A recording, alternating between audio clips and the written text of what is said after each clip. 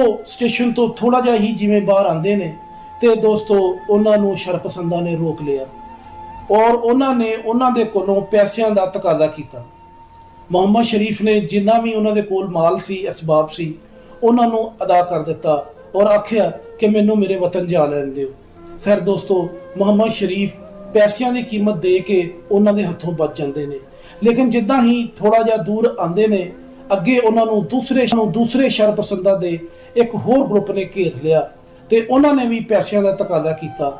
ਲੇਕਿਨ ਮੁਹੰਮਦ ਸ਼ਰੀਫ ਉਦੋਂ ਬਿਲਕੁਲ ਖਾਲੀ ਹੋ ਚੁੱਕੇ ਸਨ। ਉਹ ਆਪਣਾ ਮਾਲ, ਆਪਣੇ ਪੈਸੇ ਸਭ ਕੁਝ ਲੁਟਾ ਚੁੱਕੇ ਸਨ।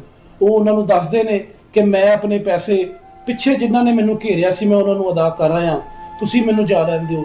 ਲੇਕਿਨ ਦੋਸਤੋ, ਜ਼ਾਲਮਾਂ ਨੇ ਮੁਹੰਮਦ ਸ਼ਰੀਫ ਸ਼ਹੀਦ ਦੇ ਪੇੜ 'ਚ ਬਰਛੀ ਮਾਰੀ ਔਰ ਫਿਰ ਉਹਨਾਂ ਦੇ ਸਿਰ 'ਚ ਕੁਹਾੜੀਆਂ ਦੇ ਵਾਰ ਕੀਤੇ ਤੇ ਮੁਹੰਮਦ ਸ਼ਰੀਫ ਜ਼ਖਮਾਂ ਦੀ ਤਾਬ ਨਾਲ